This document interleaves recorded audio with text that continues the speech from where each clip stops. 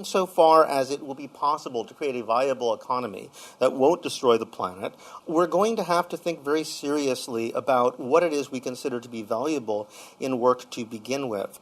So, when I meet people at parties, I would often say, I'm an anthropologist, what do you do? And people would not want to admit it, And after you get them a little drunk, they'll say, actually, I'm the senior East Coast vision manager for this corporate. I don't actually do anything. We write reports and then have meetings and give them to other people who have meetings about the reports. Or they would say, I don't really do anything. I have this computer job where I could automate it and, software could do the whole thing, but don't tell my boss, right? So there's all these people who just personally feel their jobs don't actually do anything.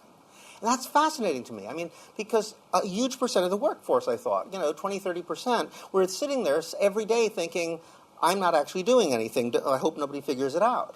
What does that do to the collective soul? How could you have dignity in labor if you purchase?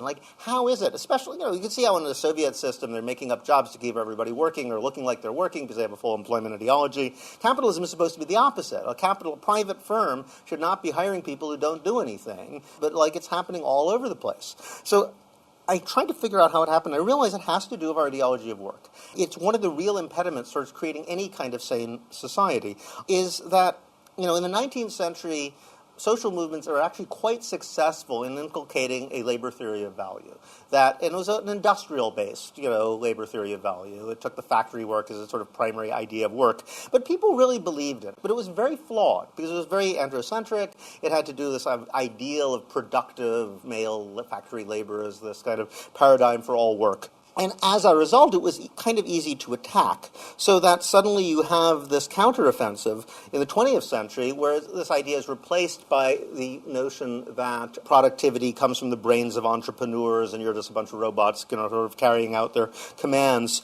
So then the question became how to validate work. So they really pushed this originally Puritan idea that work is just valuable in itself. It doesn't have to produce anything. It's just, if you're not working at something you don't particularly like, you're just a bad person, work shapes character. So in a perverse way, the uselessness of the work actually became a virtue, because anything that made the work fulfilling sort of undercut that disciplinary role of work. And this is the way people think nowadays. That's how you have these corporations that don't feel they have to pay people to do art or translation or, anything that you might do because you actually have some interest in the subject, but are willing to shell out all this money on corporate lawyers and strategic vision coordinators and people like that. So I think that the only way to shift this is we really need to move toward a new idea of what is valuable in labor. But I would suggest a labor theory of value that starts with women's work, carrying labor as the paradigm. During Occupy Wall Street, we had this webpage called the We Are the 99%, where people could talk about their life situation and why they supported the occupations. 80% of them were women, and even the men were almost always in caring professions. They were teachers, or they were, just doing social work of some kind, or they were in medicine, but they all had the same complaint. I want to do a job where I care for other people and benefit them in some way. But if you want to do that, they'll pay you so little that you're in such debt you can't take care of your own family. So I almost thought of this movement as the revolt of the caring classes. So I think we are at the brink of a reformulation of what work is and what is valuable about it that could really lead to a reformulation of how we organize everything, what we think production even is. Production is ultimately the production of people. Production of commodities is a secondary moment which enables us to produce people that we'd like to have around. That's what life is really about.